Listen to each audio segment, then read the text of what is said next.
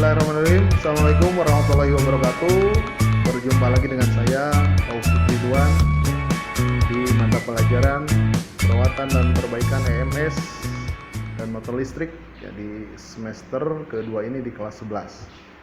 Nah, ini kita masih berada di workshop teknik ototronik SMK Negeri 1 Buah 2. Nah, kali ini di mapel EMS kita masih membicarakan mengenai sistem pengapian, ya, yang kemarin diberi judul sistem pengapian konvensional versus sistem pengapian elektronik.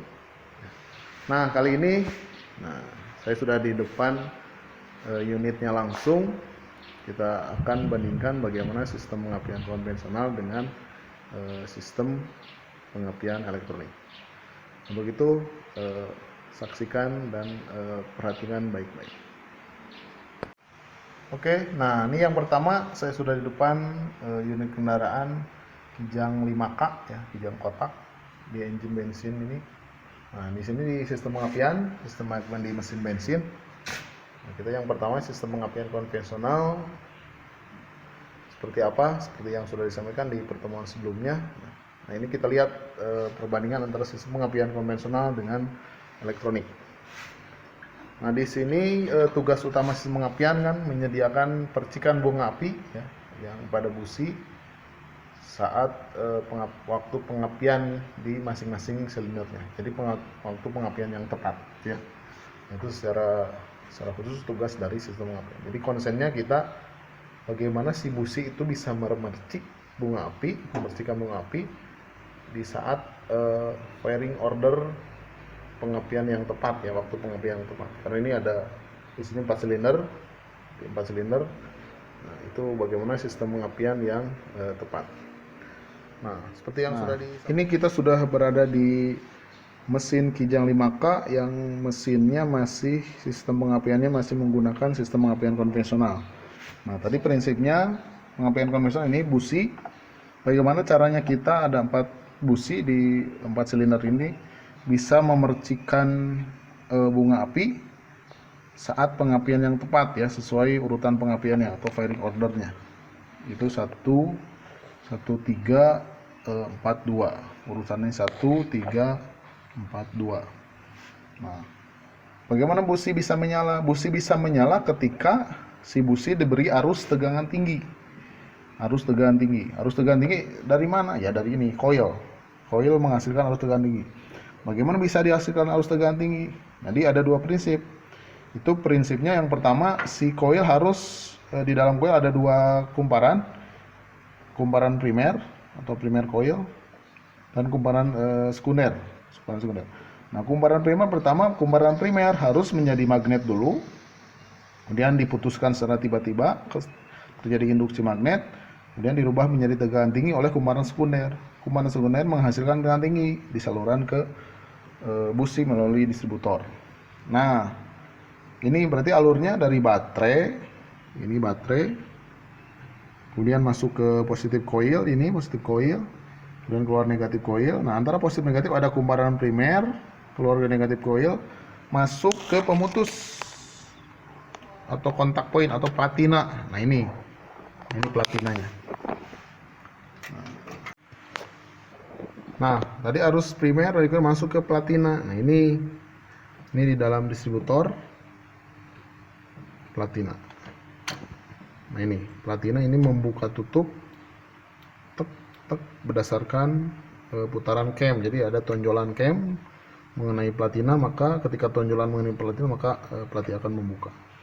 Jadi tadi kembali lagi prinsipnya, ketika platina menutup, arus primer mengalir, ya, arus mengalir melalui kumparan primer, maka kumparan primer akan menjadi magnet. Itu pada saat plati menutup. Kemudian ketika tonjolan menyentuh platina, plati membuka. Nah, ini membuka. Ketika membuka maka arus terputus tiba-tiba. Yang tadinya kumparan primer menjadi magnet, ketika diputus tiba-tiba maka akan terjadi induksi magnet dari kumparan primer ke sekunder. Terjadi induksi magnet dan kemudian oleh kumparan sekunder di dalam coil akan dirubah menjadi arus tegangan tinggi. Maka dihasilkanlah di terminal tegangan tinggi ini mengalirlah arus tegangan tinggi. yang masuk melalui distributor. Ini melalui tutup distributor. Ini distributor. Kemudian oleh distributor dibagi ke masing-masing busi sesuai urutan pengapiannya. Tadi 1, 3, 4, 2. Nah, itu jadi prinsipnya dari sistem pengapian konvensional. Jadi kesimpulannya sekali lagi, intinya tadi bagaimana caranya si busi bisa memercik. Percikan busi itu dihasilkan ketika busi diberi arus tegangan tinggi. Arus tegangan tinggi dari coil. Bagaimana terjadinya tadi? Pada saat awali dengan pelati menutup, arus primer mengalir. Ketika pelati menutup, terjadi kemagnetan di kumparan primer. Kemudian ketika platina membuka, terjadi induksi magnet yang ke kumparan sekunder, kemudian dirubah menjadi arus tegangan tinggi. Nih di sini dihasilkan arus tegangan tinggi masuk ke distributor, dibagikan oleh putaran tadi cam ke masing-masing busi. Maka terjadilah percikan di busi dan selanjutnya terjadilah pembakaran. Nah, itu konvensional. Dari cirinya nih, ciri mudahnya adanya platina. Ini platina ini masih membuka tutup secara mekanik. Ada pergerakan. Nah, jadi buka tutup, calangap, balem gitu si plat itu. Buka tutup oleh tonjolan cam tadi. Jadi secara mekanik itu masih konvensional ya. Yang disebut pengapian konvensional. Itu yang pertama ya. Mudah-mudahan menjadi gambaran tentang pengapian konvensional. Nah, kemudian selanjutnya, nah ini saya sudah berada di unit kendaraan Agya ya. Agya mesin bensin tahun 2014 nih. Nah, kita lihat perbedaan khususnya sistem pengapiannya. Tadi konvensional dari Kijang 5K, sekarang ke Agya ya, masih keluarga Toyota. Mungkin ini buyut cucunya itu Agya itu. Nah, kita lihat pengapian. Nah, ini sudah masuk pengapian elektronik. Nah, seperti apa pengapian elektronik pada Agya ini? Nah, pengapian elektroniknya yang pertama coil. Jadi coil kan yang silinder yang besar ya di Kijang kotak itu. Kalau ini coilnya ini.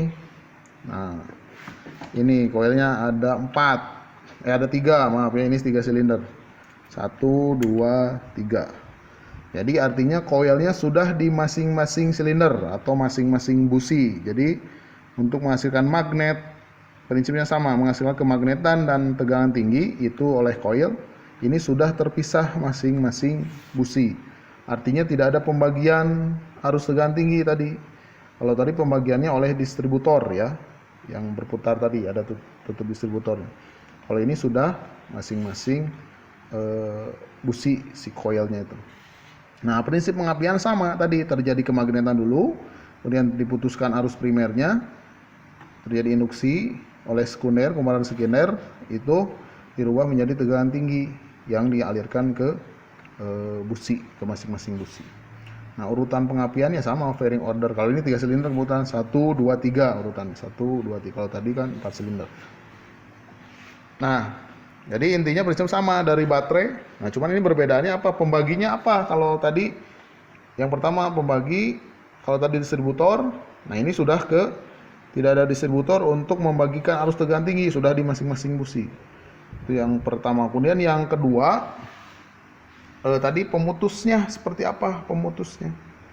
Nah, di dalam ini di dalam coil ini ya sudah ada di dalamnya built-in igniter ya, jadi berupa rangkaian elektronik igniter.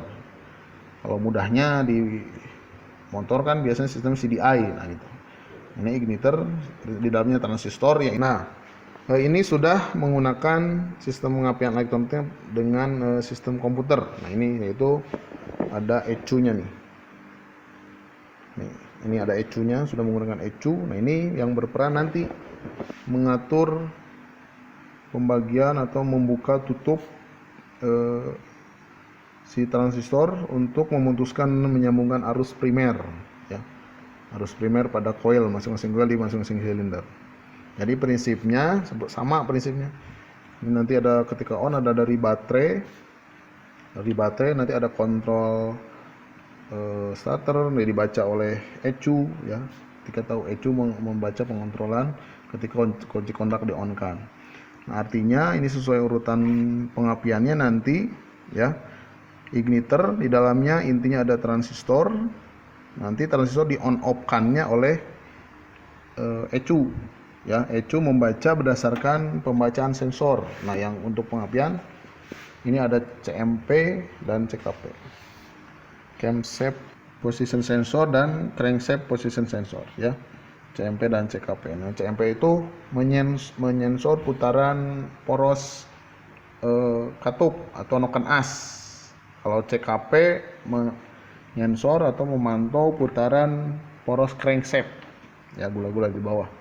Nanti CKP tuh di bawah, nanti ada CKP, kemudian CMP dengan poros camshaft. Nah, itu prinsipnya. Jadi tahu si ECU tuh kapan posisi di top 1 ya, kapan saat posisi si klep masuk, menutup atau membuka ya, itu sesuai urutannya. Jadi intinya nanti ada transistor di igniter, diatur, diputus nyambungkan, di on off kan oleh ECU. Maka ketika on sama, ketika on maka arus primer di coil ini akan terlalui arus, maka terjadi kemagnetan. Kemudian ketika tahu off, di off kan oleh ECU, maka terputus arus primer, maka terjadi imbas atau induksi magnet. Nah, oleh kumparan sekunder dirubah menjadi teganting. Ini langsung masuk ke dalam nih, ini ke busi ya, langsung ke busi, terjadi arus teganting, maka busi akan memercik ya. Jadi intinya di sini terlihat jelas tidak ada mekanisme secara mekanik.